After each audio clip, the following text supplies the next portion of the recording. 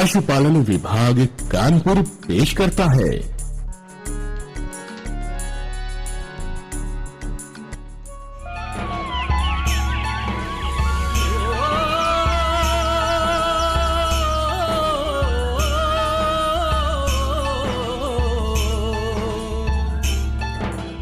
ये खुशहाली और तरक्की लहर है, ये एक नए दौर की। मेहनत, उत्साह, लगन और हिम्मत, मेहनत, उत्साह, लगन और हिम्मत, आज किसान की है ये किस्मत, आज किसान की है ये किस्मत, आज किसान की है ये किस्मत, आज किसान की है, आज किसान की है किस्मत। सदियों से चला आ रहा विकास का सफर आज 21वीं सदी में भी जारी है। विकास के लिए निरंतर नए शोध कार्य हो रहे हैं। कृषि वैज्ञानिक भी उन्नत कृषि के लिए नई तकनीकों की खोज कर रहे हैं, क्योंकि तकनीक के अभाव में कड़ी मेहनत के बावजूद किसानों को उतना आर्थिक लाभ नहीं मिल पाता है जितना कि उनको मिलना चाहिए। ऐसे में उचित मार्गदर्शन और कृषि की आत्मा से जुड़ाव किसानों की राह आसान करता है।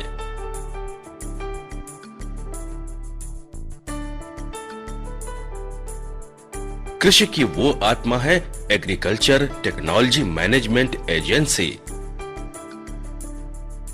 ऐसी योजना जिसने किसानों को जीने की एक नई रोशनी प्रदान की है।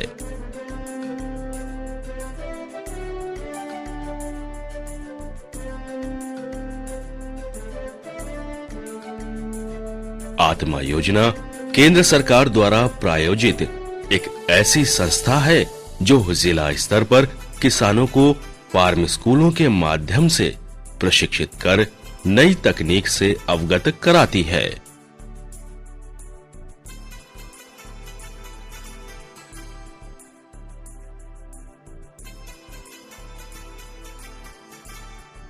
आज पूरे देश में आत्मा अपनी तकनीकी का प्रसार पूरे जोर शोर से कर रही है।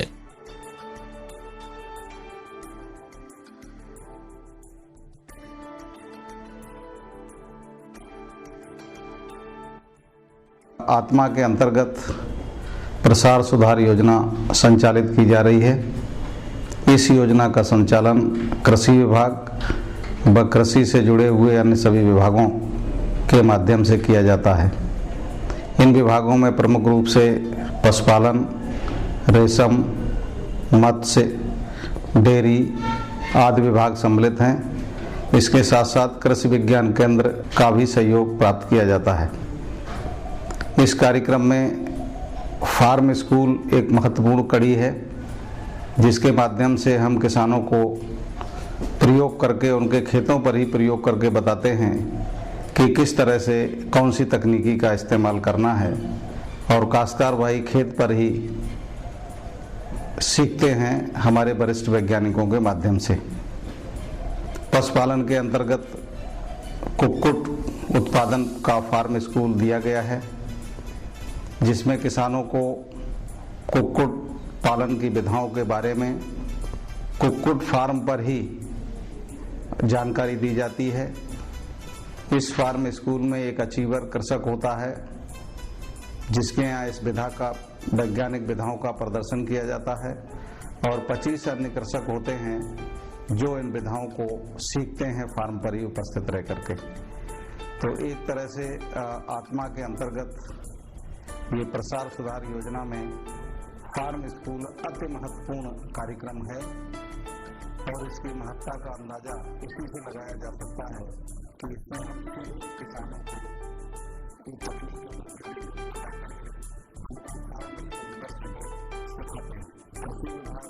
द्वारा संचालित जो फार्म स्कूल हैं, उनमें अचीवर कृषक के अलावा 25 अन्य कृषक रहते हैं, जबकि पशुपालन विभाग द्वारा संचालित ब्रायलर फार्म स्कूल में अचीवर कृषक के अलावा 15 सीखने वाले कृषक रहते हैं जिन्हें प्रशिक्षु कृषक कहते हैं। फार्म स्कूल उत्तर प्रदेश के जिलों में चलाई जा रही एक ऐसी संकल्पना है जो वैज्ञानिक तरीकों को अपनाकर प्रदर्शनों के माध्यम से किसानों को तकनीकी ज्ञान से अवगत कराती है और उनको सही जानकारी प्रदान करती है। यदि आपका फार्म अभी खाली हुआ है तो उसकी पहले अंदर की जो लिटर है, जो पहले की भूसी पुरानी पड़ी है, उस भूसी को आप पूरी तरीके से साफ करवा दीजिए। उसको साफ कराने के बाद फार्मलीन का छिड़काव पूरे फार्म में अंदर, ऊपर और फार्म के 5 मीटर की रेंज में बाहर दूर तक फार्मलीन का 1% घोल बना के उसका अंदर और बाहर अच्छी तरीके से छिड़काव कर देना चाहिए। कुछ दिनों तक ऐसे ही खुला छोड़ दीजिए, जिससे अंदर की नमी बाहर निकल जाए, उड़ जाए, धूप अंदर जाने दें।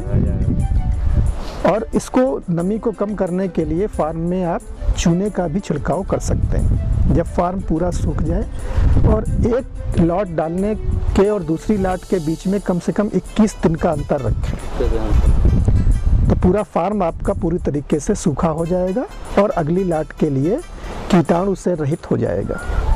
और जब चूजे आने हों, चूजे आने के 24 घंटे पहले फार्म में करीब 2 से 2.5 इंच मोटी भूसी डालें। चावल की भूसी, धान की भूसी उसमें डालिए और वो भूसी डालने के बाद उस पर पेपर बिछा दीजिए। पेपर बिछा करके पूरे फार्म को चारों तरफ से पर्दा लगा करके बंद कर दीजिए। और जब आए, ये 24 घंटे पहले आपको ये व्यवस्था कर लेनी है। जब चूजा आए तो चूजा आने के बाद 2 घंटे तक चूजे को डिब्बों में ही रखा रहने दें। कोशिश करें कि जब थोड़ी सर्दियों के दिनों में हल्की धूप निकल आई हो तब चूजा डालें, या गर्मी के दिनों में रात में चूजा आया है तो सुबह के टाइम 4-5 बजे ही चूजा को खोल दें। और इसके बाद खोलने के बाद उसको ग्लूकोज का पानी या चीनी का घोल मिला करके ही उसको इस्तेमाल करें। कुछ लोग जैसे गुड़ का पानी इस्तेमाल करते हैं, ये नहीं प्रयोग करना चाहिए। उससे शुरुआत में ही चूजे में बीमारियां होने की संभावना रहती है। इसके बाद उसमें मक्के का दलिया, इसका छिड़काव पेपर पर कर देना चाहिए। या छोटे अगर फीडर हैं तो उस छोटे फीडर में मक्के की दलिया रख देनी चाहिए। 36 घंटे के पश्चात ही आप प्री स्टार्टर का इस्तेमाल करें, महीन दाने का इस्तेमाल करें।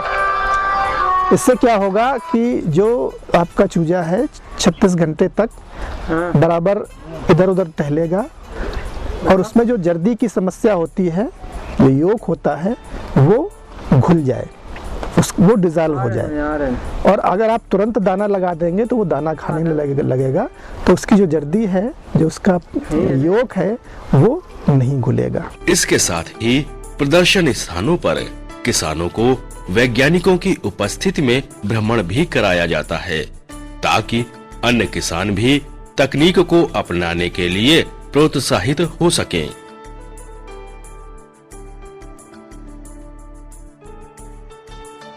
अगर उनके मन में कोई प्रश्न भी उठ रहा हो तो उसका उत्तर वो वैज्ञानिकों या विशेषज्ञों से पूछकर अपने ज्ञान में बढ़ोतरी कर सकें।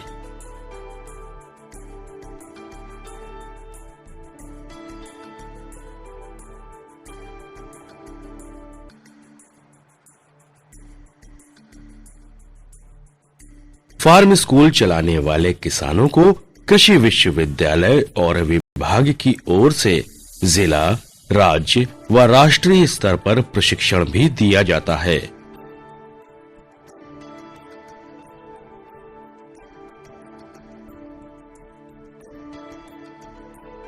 समय समय पर कृषि वैज्ञानिक भी इन फार्म स्कूलों में आकर किसानों को प्रशिक्षण प्रदान करते हैं ताकि ये किसान कृषि उत्पादन की नई तकनीकों का ज्ञान प्राप्त कर अपने क्षेत्र के अन्य किसानों को भी बताने का कार्य कर सकें।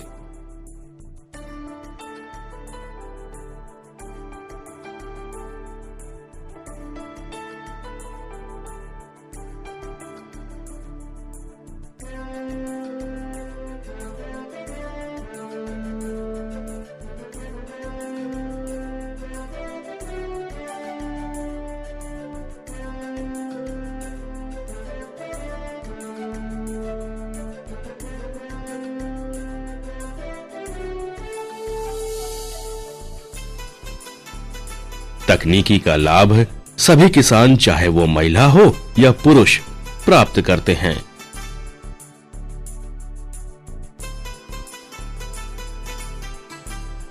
फार्म स्कूलों का लक्ष्य है नई उन्नत तकनीक को प्रोत्साहित करना, प्रदर्शनों को देखकर तकनीक में विश्वास करना, कम लागत व ज्यादा उत्पादन और एक किसान से दूसरे किसान तक जानकारी को पहुंचाना, और लक्ष्य है किसानों के चेहरों पर मुस्कान लाना।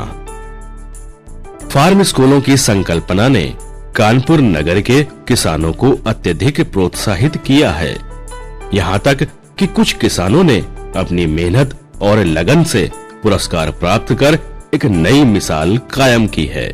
साधु कहे सच और साहस है जिसके मन में अंत में जीत उसी की। आत्मा योजना के अंदर जो हमने जो कुछ सीखा उससे बहुत ही लाभ हमको मिले हैं और काफ़ी अच्छी जानकारियां हुई हैं।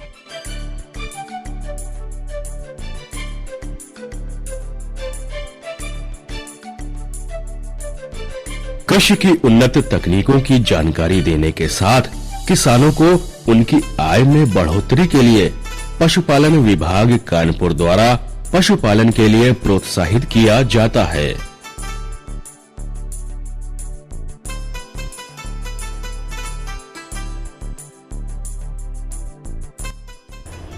जनपद कानपुर नगर में पशुपालन विभाग की तरफ से आत्मा योजना संचालित है। यह योजना एक ऐसी योजना है जो किसानों को तकनीकी ज्ञान उपलब्ध कराती है।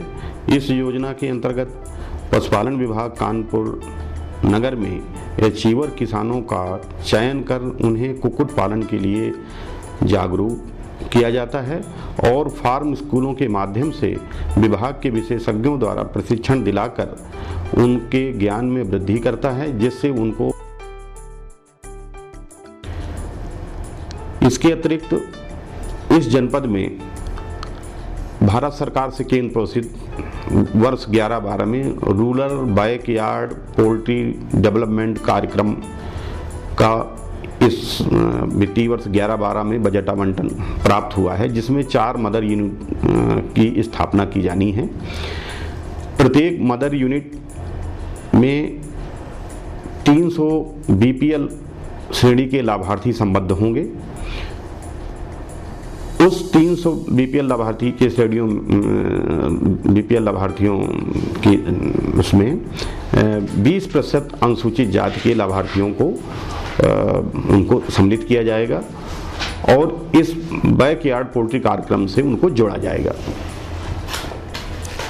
इसमें इस योजना में ये चूँकि भारत सरकार की योजना है और 100% केंद्र पोषित है, इसमें प्रत्येक लाभार्थी को 750 रुपये धन देने का भी प्राविधान है, जिसमें चूजों की आहार व्यवस्था, उनका छप्पर का